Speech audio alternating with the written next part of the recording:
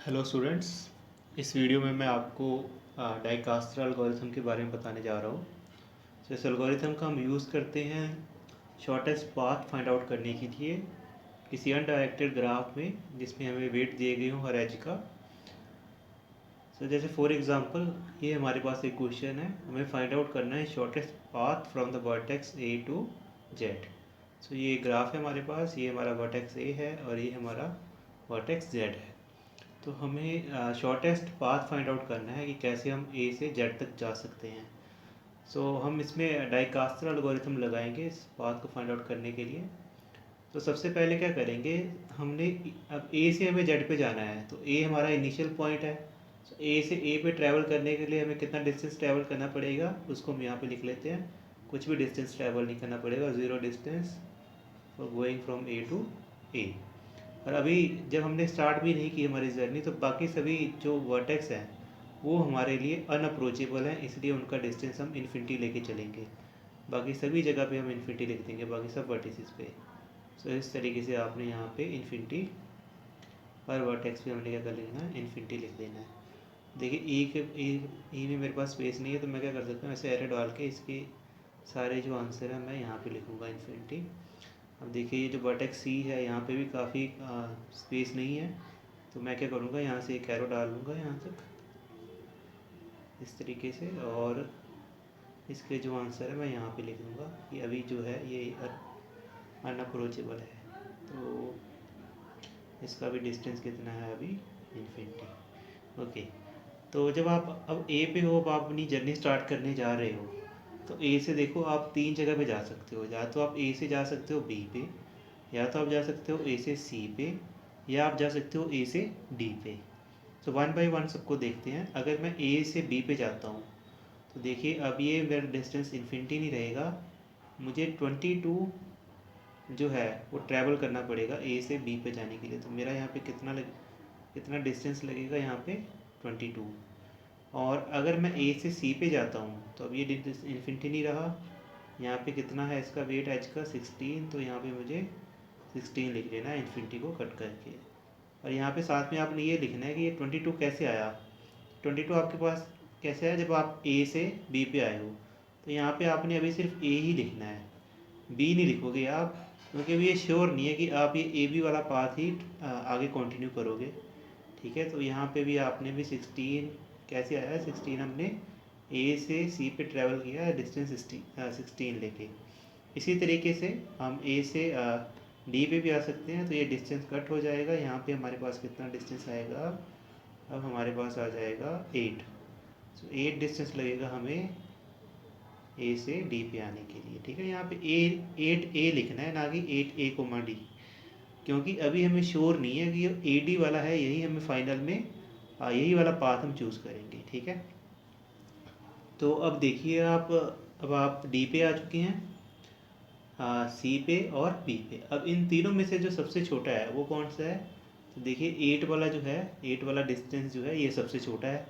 तो अब आप क्या करेंगे, डी पे आ जाएंगे। डी से अब आप कहाँ कहाँ जा सकते हो, देखो वापस हमें जाना नहीं है, डी से वापस हम ए पे नहीं जाएंगे। डी से या तो मैं जा सकता हूँ एफ़ पे, तो अब देखो मेरे लिए एफ़ अप्रोचेबल हो गया है, डी से एफ़ पे मैं पहुँच सकता हूँ। तो मेरे लिए अब ये डिस्टेंस इन्फिनिटी नहीं रहा, ये कट करके मेरे पास क्या हो जाएगा, देखो ए से डी तक आने के लिए मुझे लगा 8, और ये 6 और मुझे ऐड करना पड़ेगा एफ़ तक जाने के लिए। तो 8 एंड 6 कितना हो गया मेरे पास, ये हो गया 14। तो यहाँ पे मैं लिखूँगा 14। अब ये 14 कैसे आया है, पहले आप ए से गए फिर डी से गए। अब यहाँ पे एफ़ मत लिखना, आप एफ़ इसलिए नहीं लिखोगे क्योंकि अभी श्योर नहीं है कि जो हमारा फाइनल पाथ आएगा उसमें एफ़ आएगा कि नहीं आएगा। ठीक है, अब एक और देखिए, डी से आप सी पे भी जा सकते हो। डी से अगर आप सी पे जाते हो तो आपका 10 और ऐड हो जाएगा, 8 एंड 10 कितना हो जाएगा आपका, 18 हो जाएगा। पर डी पे हमारे पास ऑलरेडी 16 है, तो हम 18 वाला क्यों लेंगे, तो हम 16 को कट नहीं करेंगे क्योंकि हमें शॉर्ट पाथ निकालना है। इसलिए हम, अगर हमारे पास बड़ी वैल्यू आ रही है तो हम 16 को कट नहीं करेंगे, क्योंकि देखिए ए से मैं डी पे गया 8, डी से सी पे जाता हूँ 8 एंड 10 18 हो जाएगा। पर मैं ऑलरेडी 16 यूज़ करके डी सी पे पहुँच सकता, तो फिर मैं 18 वाला क्यों लूँगा। तो अभी मैं 16 को कट नहीं करूँगा इसलिए, क्योंकि वहाँ पे ऑलरेडी कम वैल्यू है। ठीक है, तो देखिए अब आपके पास क्या बचा, डी से मूव करने के बाद एफ पे जाते हो अगर आप, तो आपके लग रहे हैं 14 डिस्टेंस। और अगर आप सी पे रहते हो तो आपके 16 लग रहा था, और अगर आप बी पे रहते हो आपके कितना लग रहा था, 22 डिस्टेंस लग रहा था। ठीक है, तो आगे आपने क्या करना है स्टूडेंट्स, एफ से देखना है आप कहाँ जा सकते हो। देखो वापस उस दोबारा वापस नहीं जाना उस पाथ पे। ठीक है, तो दोबारा वापस आप डी पे तो नहीं जाओगे। अब क्या करोगे, 14 वाले से आप, क्योंकि 14 वाला मिनिमम है, बाकी तीन में से 14 मिनिमम है आउट ऑफ 16 22, तो इसलिए मैं क्या कर रहा हूँ 14 वाला ले रहा हूँ। 14 से मैं क्या कर सकता हूँ, या तो मैं जेड पे जा सकता हूँ, जेड भी मेरे लिए अप्रोचेबल हो गया है। अगर मैं 14 से जेड पे जाता हूँ तो ये इन्फिनिटी डिस्टेंस नहीं रहा, अब ये अप्रोच कर सकता हूँ यहाँ पे। तो 9 मेरा और ऐड हो जाएगा, 14 एंड 9 कितना हो जाएगा मेरा, 23। 23 कैसे आया मेरे पास, जब मैं यहाँ ए से डी पे गया और डी से मैं एफ पे गया। ठीक है, अभी आपने यहाँ पे जेड नहीं लिखना, क्योंकि अभी श्योर नहीं है कि यही वाला मिनिमम है, इसलिए हम यहाँ पे अभी जेड नहीं ऐड करेंगे। ठीक है, अब देखिए एफ से आप सी पे भी जा सकते हो। अगर आप एफ से सी पे जाते हो तो आपका कितना लगेगा, 14 तो ऑलरेडी है, 3 और ऐड हो जाएगा, 14 एंड 3 17 हो जाएगा। बट हमारे पास ऑलरेडी 16 है, तो मैं अपना 3 एक्स्ट्रा क्यों लगाऊँ। ठीक है, तो ये वाला मैं नहीं यूज़ करूँगा फिर। अगर मैं एफ से बी पे जाता हूँ तो मेरा कितना ऐड होगा, 7, 14 एंड 7 कितना हो जाएगा, 21।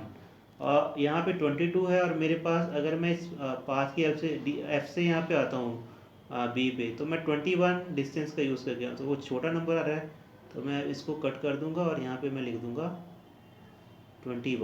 और वो 21 कैसे आ रहा है, पहले आप ए से डी पे जाओगे, फिर डी से एफ पे जाओगे। अब यहाँ पे बी मत लिखना, क्योंकि बी का भी श्योर नहीं हुआ है कि ये हम फाइनल पाथ में लेंगे कि नहीं लेंगे।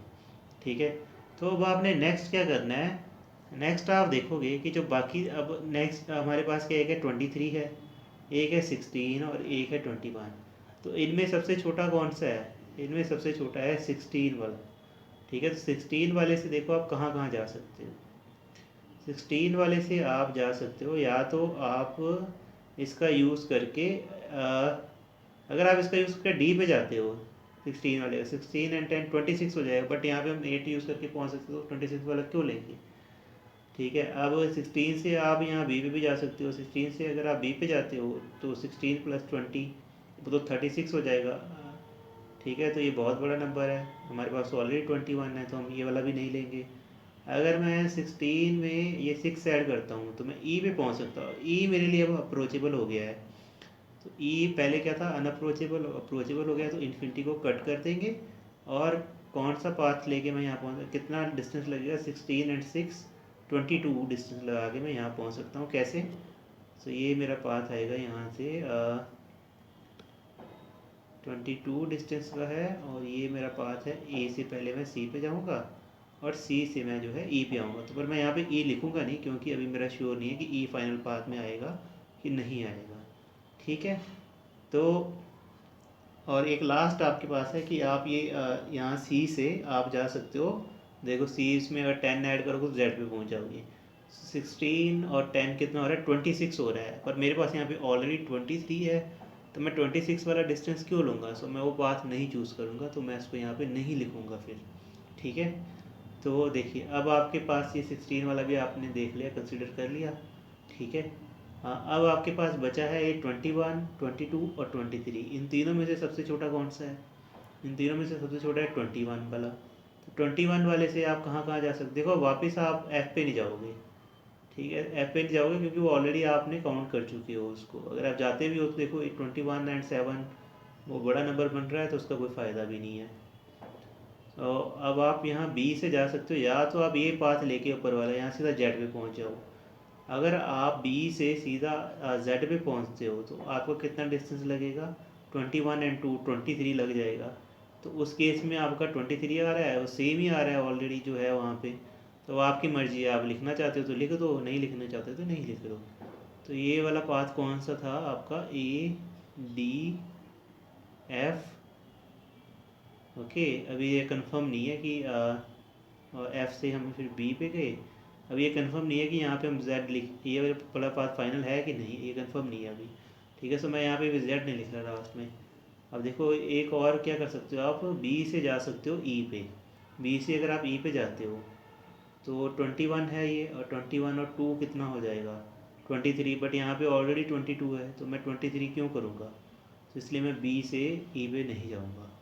ठीक है, अब आपके पास देखो लास्ट में दो चॉइसेस बची हैं, एक है 22, ये भी वाला कवर हो गया। अब आपके पास ये 22 और 23, 22 छोटा है, 22 से देखो आप कहाँ जा सकते हो, 22 से आप जो है वापस तो नहीं जाओगे, वहाँ जाने का कोई फ़ायदा नहीं कि नंबर और ही बड़ा बड़ा होगा। तो यहाँ से अगर आप जेड भी आते हो तो 4 और लगेगा आपको, वो 26 होगा, वो नंबर 23 से बड़ा हो जाएगा। ठीक है, तो इस तरीके से मैंने ये सारे वर्टेक्स कवर कर लिए हैं और 23 से ज़्यादा आने का पॉसिबिलिटी ही नहीं है। सो मिनिमम डिस्टेंस जो मेरा आ रहा है ए से लेके जेड तक वो 23 आ रहा है, और 23 आने के दो रास्ते मेरे पास बन रहे हैं। ठीक है, एक रास्ता तो बन रहा है मेरे पास ए से डी, डी से एफ और लास्ट में जेड, इसमें मेरा लग रहा है 23 डिस्टेंस। ठीक है, और दूसरा जो रास्ता बन रहा है वो है मेरे पास ए डी एफ और फिर बी और फिर जेड, इसमें मेरा डिस्टेंस कितना लग रहा है 23। तो ये जो दो हैं ये मेरे आंसर हो जाएंगे डाइकास्ट्रा एल्गोरिथम की हेल्प से।